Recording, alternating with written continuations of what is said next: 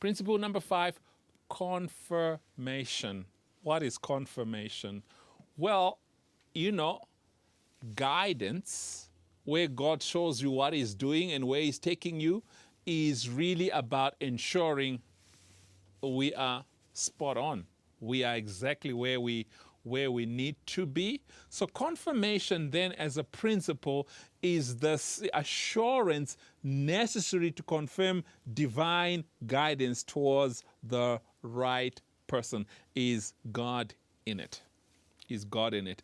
That's an important principle to have in mind, because you may get to a point where you think and start taking things for granted, and realize you're much deeper into the relationship and things are not the way they should be. Many, many, many, many young people I know have been caught in that. You see, they say love is blind. Marriage is an eye-opener. All right? That's why this confirmation is important before you get much deeper into things. I think I've done one wedding where the bride turned around and ran. I did one. Where she left. And when people finally caught up with her, and she said, well, I heard last night he went to this bachelor party. When I heard about the things he did there, that's not the man I'm after. So I am so sorry that I could come and say it was just one night, but no, that's not the guy I thought he was. I came saying I could forgive and forget, but I'm going to have to live with this person. Can I? And she said, no, just her heart. And she was saying, I was under pressure from everybody to just do this and get on with it, but I was not in the right place. We're sitting with another friend who should have been married a few weeks ago as we speak. And again, she also got to a place where she realized finally where he's going and where he wants to go is not where she senses God wants to take them together. So that idea of confirmation is very crucial. Is this it? Is it really it? Let's get into what that looks like. So you'll see in the passage that it happens that before it finished praying and asking for this, Rebecca comes, and so there is something to be said about her coming first, by the way, in terms of her qualities. Remember, this was a well where anybody could have come. So here's Rebecca, who, like any other girl, on that given day, has probably worked out that if I want to get to the water and get my water on time, I better get there first. So she had worked out a routine where she would always get there first, get sorted out before the rush. So there's something to be said about this. So it's not like he waits for many girls to come. In fact, the very first one, look at how organized she is. She's even thinking ahead of time. I mean, there's something really, really beautiful about the fact that she's the first one to show up. And then she says she was a young woman, which means she was of marriageable age, the timing concept again. And then says it was very beautiful. Sometimes I say to people, beauty, they say beauty is in the eye of the beer holder. Yeah, I know. So that's up to you, because I've said with people and say, wow, isn't she beautiful? And I look at the person concerned and I have a different opinion. So we move on. So that's yours. And then he says she was a virgin. And the way they would know what a virgin was is they dressed a particular way. So now that's a question of what is called chastity. What it basically means is one of the greatest statements at that time of your personable qualities was your ability to preserve yourself up to then. That was an important statement. Now, we don't have ways of establishing where, by the way, young men and young women are, as far as this is concerned. I already said that the appetites we feed at this time will carry over into our marriages. So the qualities of a person who is able to self-control, that's the key, carries forward into their marriage. Remember, when you get married, temptations don't stop because you're married. I said to one of my friends, oh, men, one thing about men is they like to see, even when they get old, they get glasses. Right? They don't say, oh, forget about this. They want to see, still. So that means you always be tempted. So how do you fight temptation? Self-controlled.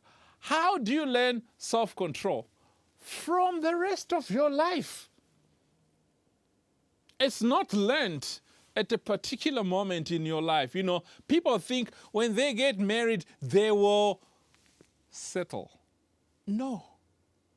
You will be as unsettled as you were before you got married. Why?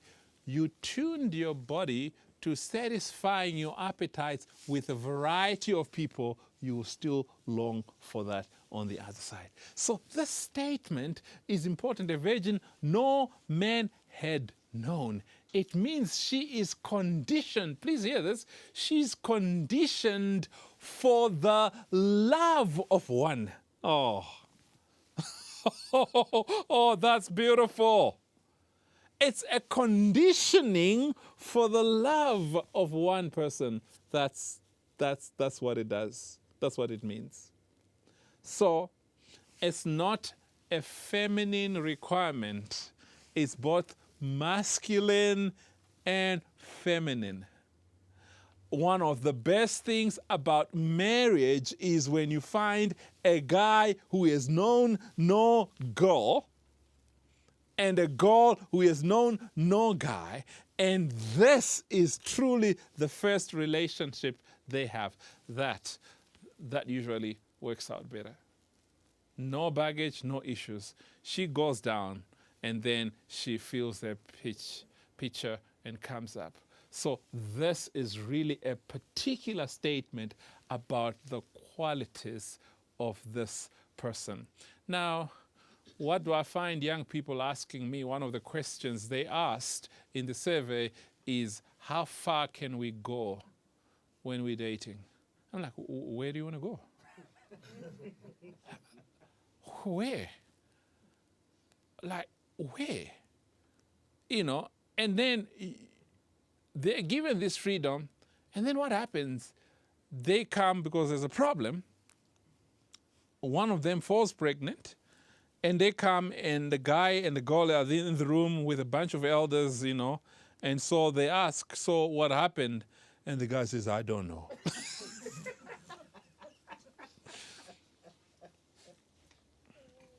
And the girl says, I don't know, he started, and then one thing led to the next, and before I knew it, and you're like, so when one thing was leading to the next, where were you?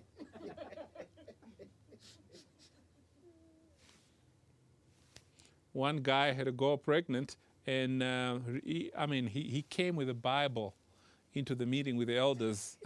Bible. And I'm like, wow.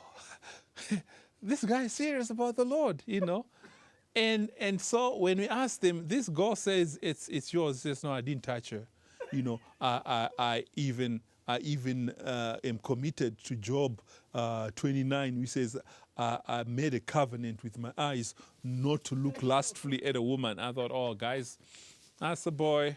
He's clean. Leave him alone. Let this girl find another candidate, So I really sided with the guy because I thought, look, Bible, scripture, quotes. Oh, no, is it?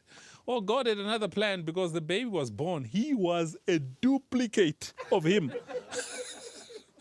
So I called him covenant eyes. Hey, come. Look. When he looked, he says, huh? I'm like, yeah, me too. That's an important statement about chastity.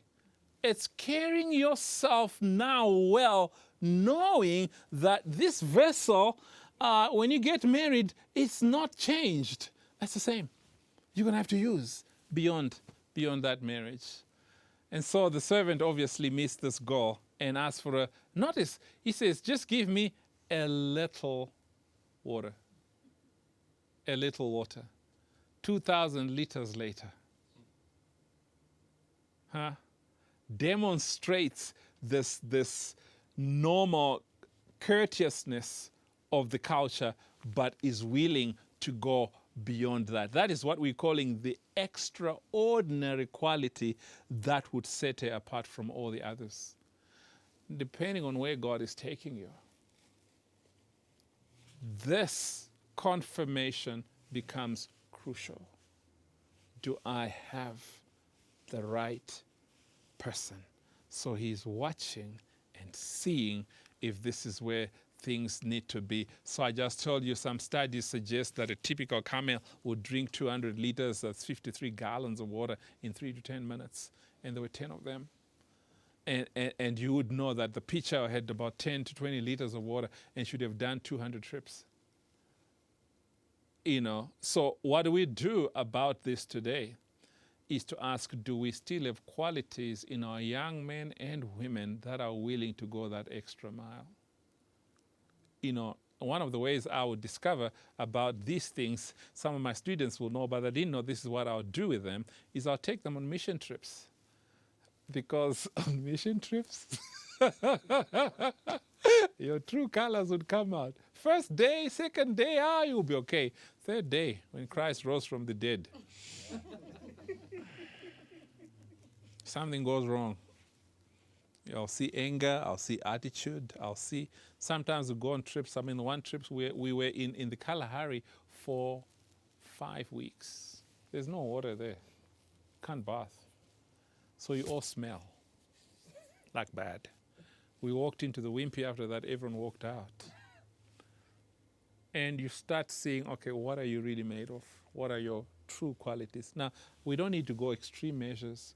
I'm just saying, depending on where God is taking you, who can come along and get that confirmation? That's important.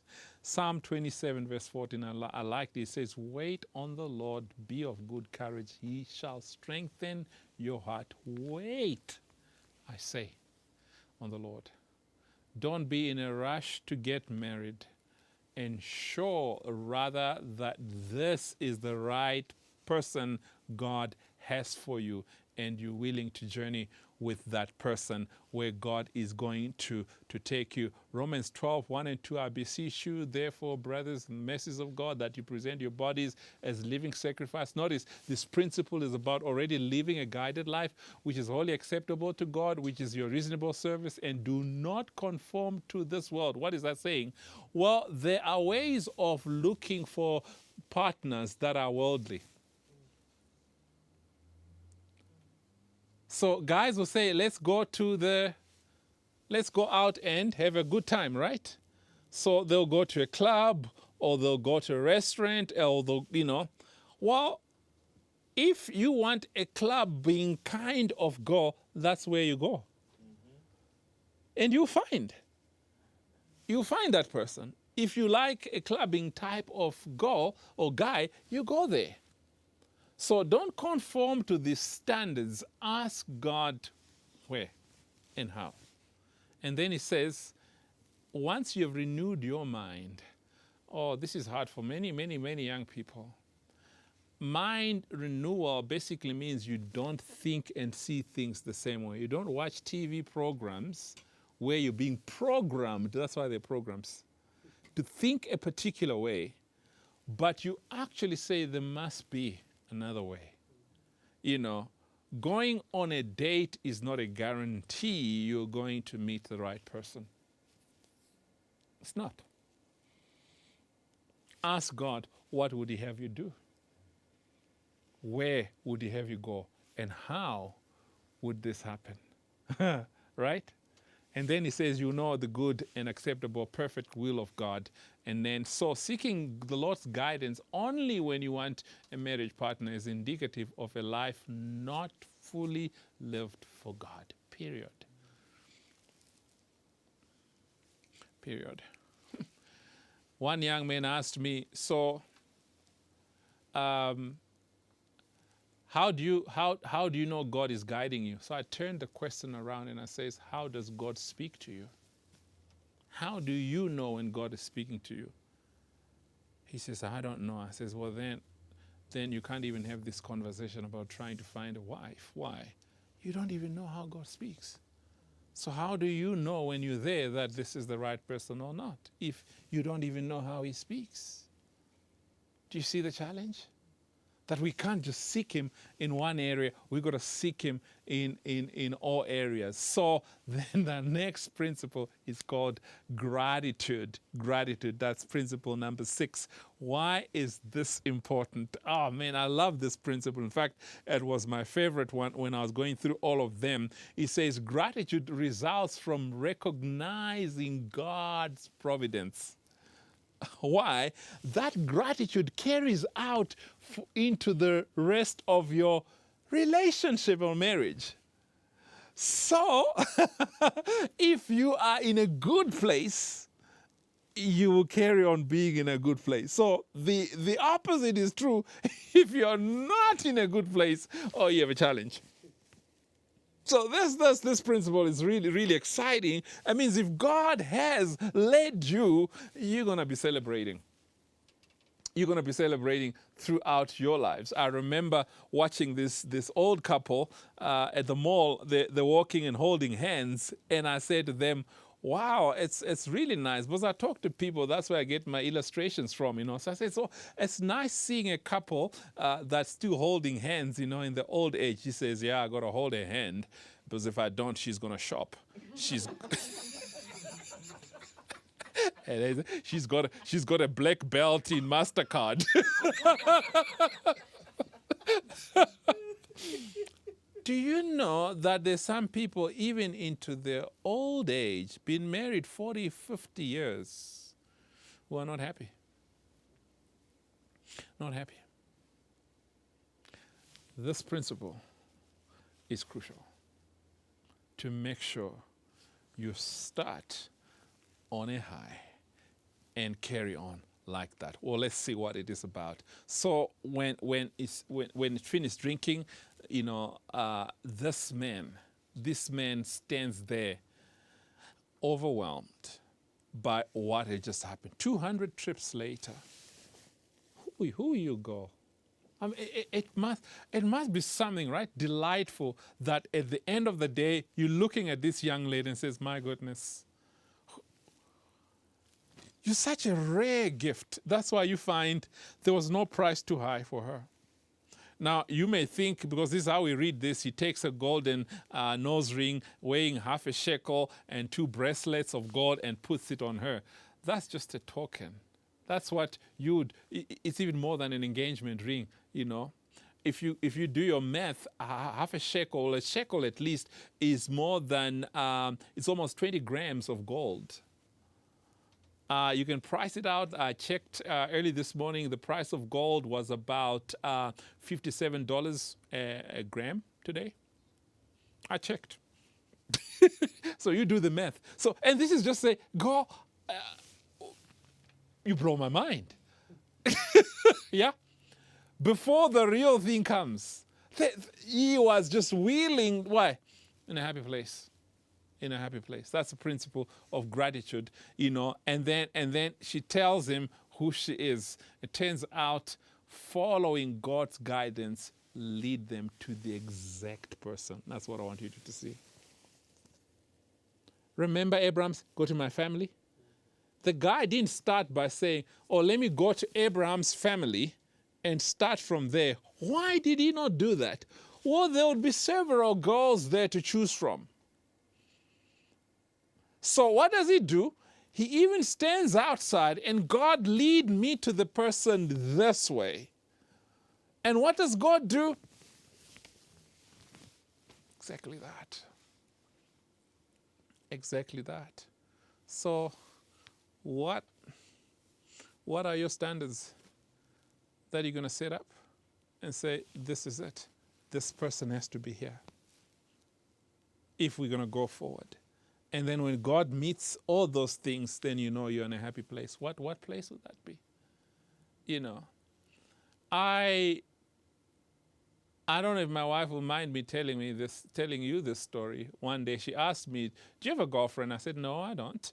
I don't really. You know, we were still friends, and she said to me, so what are you looking for in a girl? And I said, I want a girl that's simple, down to earth, that will be willing to go with me anywhere the Lord sends me. And then she looks at me and says, I'm a girl that's down to earth, simple, and I'm willing to go with you anyway. She denies this story, and I remember it, that, you know, that's how it happened. And I'm like, wow, okay, girl. And then I asked her, so you want to marry me? She said, yes. That's how it happened, actually. Like, so you want to marry me? She said, yeah. Okay, you're simple, you're down to earth. And it's been that. My wife will go with me anywhere, do anything, no questions asked, to date. She's lived up to that, to date. So what's going to be your point of gratitude that we in this principle? That's what's important, you know. So look at what it results in. He bows down and worships. And you're like, why is this important? A wrong relationship will kill the worship.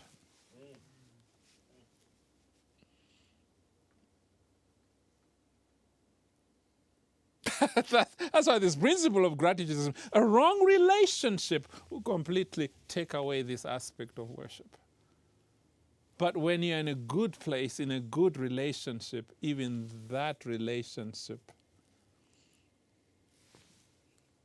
becomes more and more pronounced. Why? It actually is that relationship that made this possible, wasn't it? So if things are working out here, it's natural for things to work out there.